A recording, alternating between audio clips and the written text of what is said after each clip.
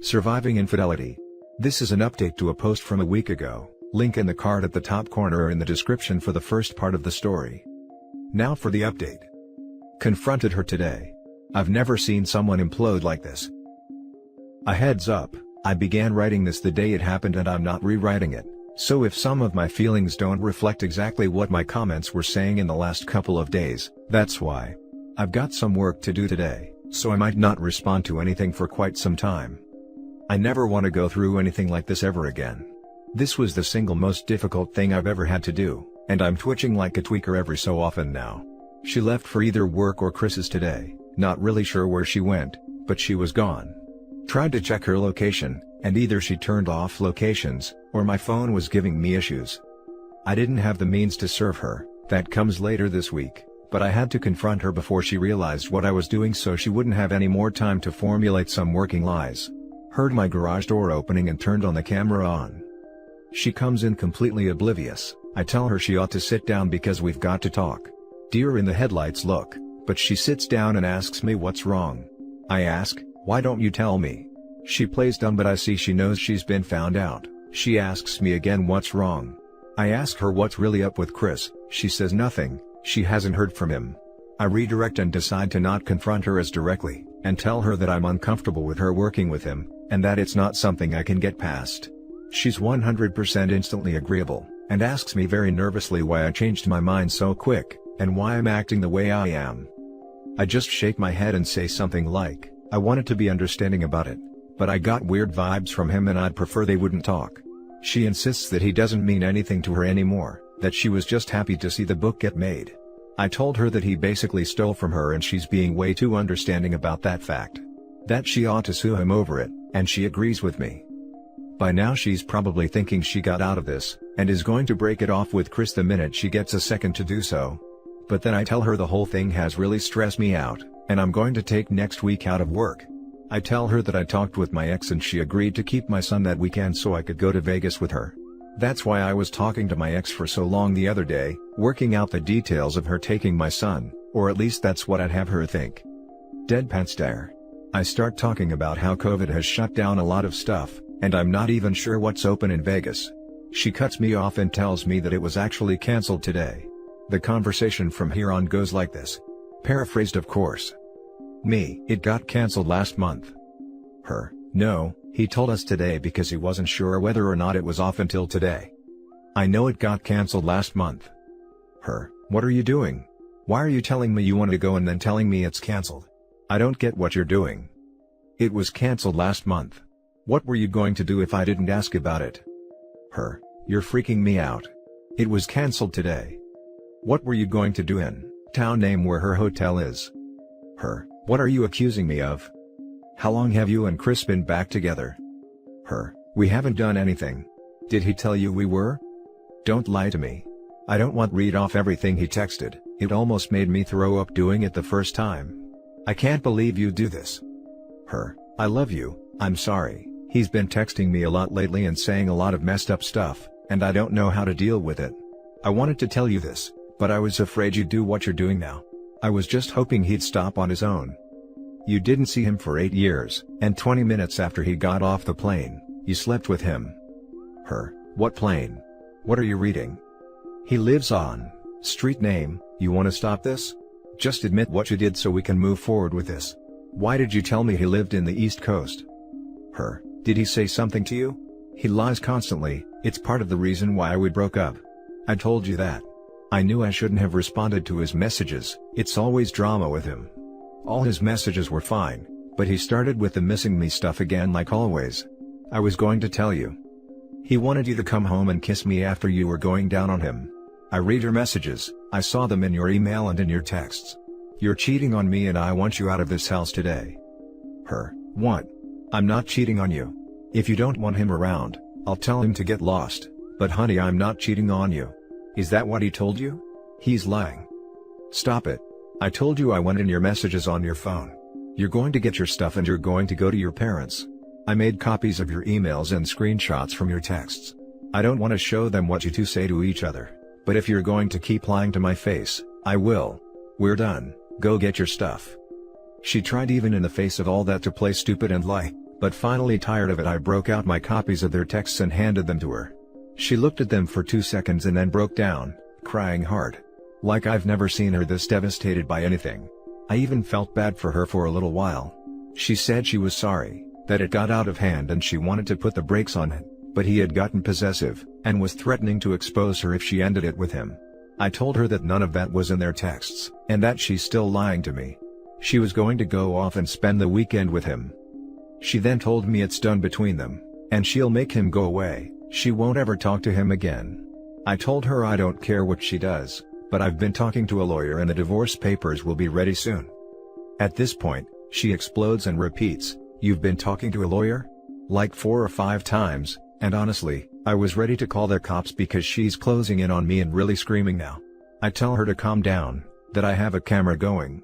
She then continues to break down and not resemble anyone I've ever met before. Kept saying stuff like, "You just planned all this out." Smiling to my face, just planning this all out. Which every time she did, I responded with the same, "Well, look at what you've been planning," and smiling to my face, "while you're out doing XX." I asked her why she'd do this to us, and at first, she couldn't give me a straight answer. She tried to tell me it was meaningless intercourse, so I responded with, "Oh, so you ruined us for no reason, then that's great." After a bit, she sort of got quieter, and I don't know if she was being honest, or just trying to hurt me, but apparently, she really messed up with him in her eyes. She called him her soulmate and I nearly started breaking stuff. I asked her why she just didn't ditch me for him in the beginning. I would have understood then, and she says she just needed to get away from him because she knew how bad she'd look to her family if she brought him back around. Apparently, they didn't like him either. She also said that she could never, and can never, actually be with him because her ex and daughter would fight her on this. So, going back to him legitimately was never an option. She then said she was sorry, and seemed to be in disbelief with how final I was with everything. She told me how much of a mistake it was, how much she would change and do whatever I wanted her to, just to fix the situation. I told her no. She then told me we aren't getting a divorce because she can make amends for this. I told her there was nothing she could do to earn my forgiveness. I will not forgive this ever, and somehow, she had the gall to be shocked by this. I told her then I opened an account in another bank and moved half from the joint account into it this morning and that the rest is hers. She can either get it herself, or I can get it for her, but the account is getting closed. She just nodded along and said we'd probably both have to go to the bank together to close it. She went and started packing her clothes up, peacefully, crying a little, and oddly enough, making threats every so often that she had better not have anything missing. I let it roll off my shoulder and told her to take pics of how she left her things and daughter's things, so when she comes back, she'll see I didn't touch anything. Her folks had been contacted and they're in disbelief. They're both surprised that Chris is even a factor in any of this, and spent time apologizing to me, and soon after, she was out of my house.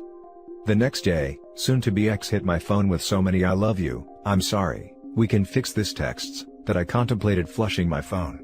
I wanted to just turn it off, but my ex-wife had my son, so I needed it on just in case of an emergency or a change in plans when he was coming home.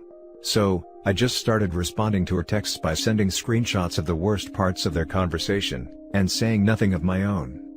Ex returned with my son and brought dinner from my favorite Chinese place. I didn't give my son the exact reason when I told him, but he asked flat out whether she cheated because it was so sudden, and I told him he was right without elaborating. They stayed for a while before returning home and I've just been kind of floating around the house trying to keep it together. It's like 2 or 3 days since I began writing this, and I'm off to the gym and then my lawyers. This thing is already way too long, and things are updating so rapidly that I could be typing forever and never finish. My soon-to-be ex's ex-husband is going to come by and collect his daughter's things, and I'll explain to her the best I can that if she ever needs me, I'm just a phone call away. I'm also contemplating telling her ex that she ran around with Chris on him as well, because she said many times he doesn't know. But maybe I won't, that accomplishes nothing really. Anyway, first fight has been fought, and it looks like I'm winning as much as one can win given the circumstances. Part of me wants to confront Chris, but I'm smart enough that all that would be a waste of time and energy. Time better spent working or hitting the gym, or finding some way to thank my ex-wife for being an absolute MVP in my corner through this. Anyway, that's all I got for now. Sorry if this is disjointed, but it's taken me a couple days to write and of course developments keep happening. Now for the top comments. Hey man, let me tell you something. You're badass. I know it hurts, and you will still need time to grieve properly and overcome this by yourself. But, to be honest, I think the worst part is over. You stood your ground, loved yourself first, had self-respect first. You didn't do anything you might regret, even though that after reading the messages, you might as well have done. Best of luck, you got this. I agree. Also, he was right to tell his son about the cheating in a simple and direct way. So his son learns that cheating is not acceptable, and he won't tolerate it later in life. I'm always fascinated by the actual pull one person can have over another. That would make someone completely destroy their lives for a taste. Been following from other thread. I will say again, you need to tell stepdaughter's dad. Soon-to-be ex clearly stated that he and daughter would never accept Chris. There is a reason. But that is the whole reason this is happening. Her mom lied and destroyed her life. Be truthful and honest first to the point of it hurting hard now, but daughter will thank you and trust you, as well as her dad. If soon-to-be ex lies that much to you, she will lie to them, a lot. Be honest. It's your best thing right now. It will only help your stepdaughter. If you lie or keep something from her, then she will trust no one. Good luck. If I were OP, I would wait till the divorce is finalized, and then tell the stepdaughter's dad. Part of me wants to confront Chris, but I'm smart enough that all that would be a waste of time and energy. The guy is a complete worm. Why soil the bottom of your boot with his entrails, and possibly get a police record? Not worthy of even an afterthought. I was tempted to say there is no winning in these things, only surviving it with different levels of burn wounds, but getting past her betrayal and back on track to a good, rewarding life, is definitely a victory. Now for the next story. Going through 2 emotional affairs and 1, maybe 2 physical affairs. A brief backstory. I, 41 mil, have been married for 20 years, and have 3 wonderful kids, 16, 14, and 12, with my wife, 40 female. About 10 years ago, she put me through an emotional affair which ended up as a physical affair with her high school ex-boyfriend. After a very hard road to recovery, I ended up moving past that event and gave our relationship another chance. She assured me that it was finished, and was very sorry and remorseful. Fast forward to December 2019, and again, my wife went through another emotional affair with a guy. This time he was out of country, with the excuse that he is someone that needs help, since he is going through depression and has self-ending thoughts. I called BS, since she never mentioned him until I stumbled upon the texts, chats, and social media interactions between the two, and they were not the kind of chats that is of someone helping another. I separated from my wife, as I made clear that she violated my trust a second time, and also was not remorseful whatsoever for what she did. Over the fall, she mentioned that she wanted to clear her mind and left to go overseas. I learned through my kids. Where did she go? You got it, the same country where the guy was living. She spent a few weeks there, and when she came back, she wanted to try to mend things between us. I'm assuming she didn't find in him what she was looking for. I have been now made into an option B. Which brings us to present day. She has been asking to give her another chance. I have stated to her that there are no more chances to give, and we will be divorcing. I have already filed. I don't have any more feelings for her after becoming a betrayed spouse for the second time. My post here really is about surviving with kids. I was really broken down, emotionally, suicidal thoughts, depression, etc. But I am damn scared for my kids' future. I love them to death. A part of me thinks they will now have a broken home, and a part of me says that they are already part of a broken home due to her actions. I have never cheated on my wife before, neither emotional affair nor physical affair. She was my first kiss, my first love. Obviously had dreams of growing old together. Maybe that is what bothers me the most, of being taken advantage of, after putting so much effort into a relationship, but not receiving on the other end. And I think I deserve better, just the helplessness of my kids breaks me down sometimes. My oldest is autistic, and changes have a huge impact on his emotional well-being. I don't care that she will end up with half of everything. I'm not a materialistic person, but I now will most likely just get to see my kids half the time as well, and that bothers me. As stupid as it sounds while I write this, I sometimes get the feeling that maybe it's better for the kids if we try to mend things again.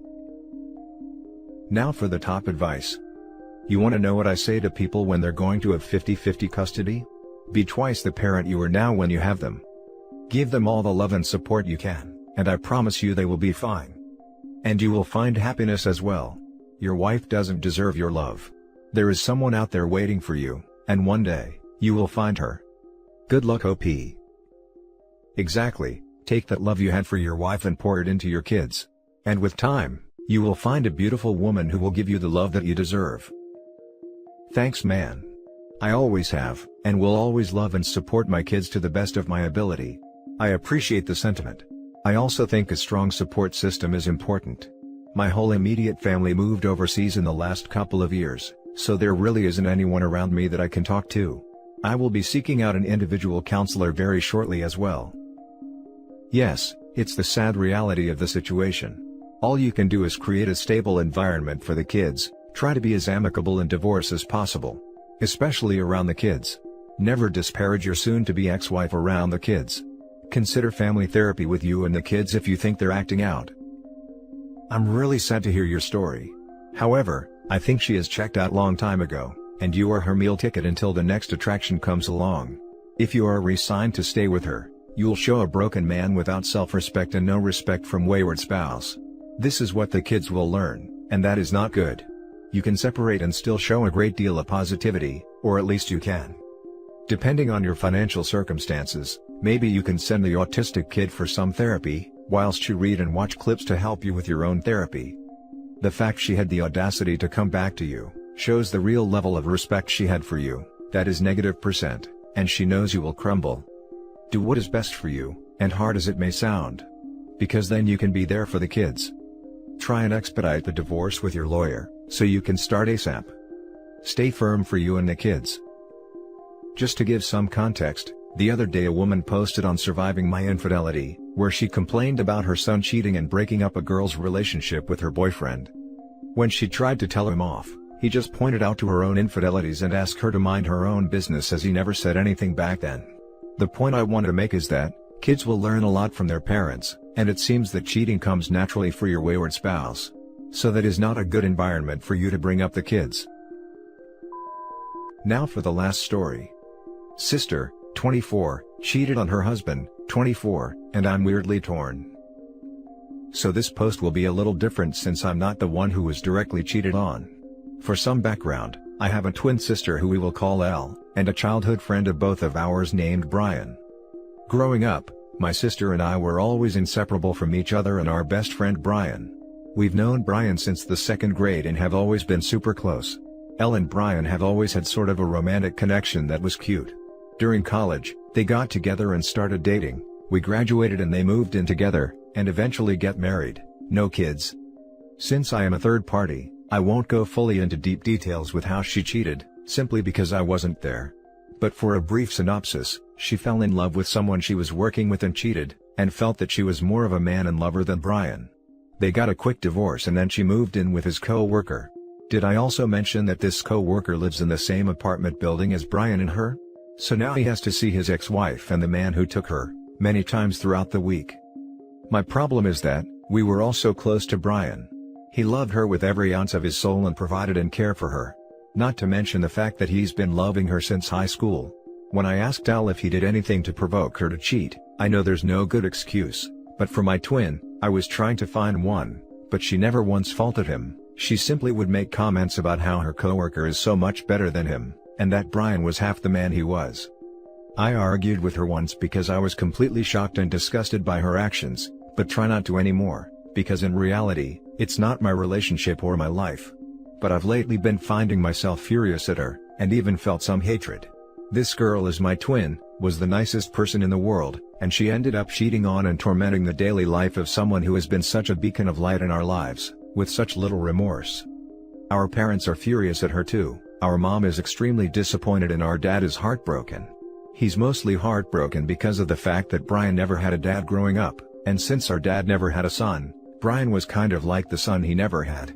He's known him for his entire childhood, and gave him advice and help that his own father couldn't. I came here because I didn't know where else to go, but I came here to ask how I can get over this. I have such negative feelings about my sister right now, and I want to rid myself of it, because at the end of the day, it isn't my relationship or my life. Something inside of me bursts into fire every time I even think of her. Should I talk to her again? Should I just distance myself from her until my feelings pass? I have no idea what to do. Now for the top advice. I may be out of line, but simply because your sister cheated on Brian, doesn't mean you need to cut him out of your life. Nor do your parents. Insofar as your sister? First, realize, you are not her. You may look alike, but obviously there are significant differences. Second, you are going to see your sister again. Family get-togethers, whatever. Figure out how to deal with that, counseling, and move forward. Finally, the karma train is silent and merciless. I recommend you not be anywhere near your sister when it impacts. Yeah, I haven't reached out yet because I felt that it wasn't my place. I know my parents have reached out, so I may do the same. And yeah, I know I'm not her. That's actually the reason I was so confused about it all. I don't want to feel terrible animosity, because at the end of the day, it's her life and her decisions. But even when I try to think logically like that, it's hard to erase the terrible feelings I have towards her right now. Thanks for the response, I needed it. Bang Brian and tell your sister. Not gonna lie, this made me laugh and I needed it. I think once you accept that your sister is a morally bad person, it gets easier. You can go back to loving your sister who makes bad decisions, instead of trying to find the perfect sister who doesn't exist anymore. Give up the idea of your sister who you once knew, and accept this new one. Just be wary to not put yourself in a position where she could betray/turn on you. You see what she did to her husband, and that could be an indicator of something selfish she would do that would hurt you. She has no remorse because she's happy, for now. As for Brian, talk to him, but don't force yourself into his life. Reach out every so often, and let him know the family still supports/welcomes him. He deserves a semblance of a support system for the time being. That's actually a great point, because I desperately try to find the girl I grew up with, which fuels my anger towards her more. And I've told a few times to contact him, so I'll do that soon. And that's it for this video guys. If you have thoughts to share, leave a comment below. Don't forget to hit like and subscribe if you like this content. I'll catch you in the next one. Good day everyone.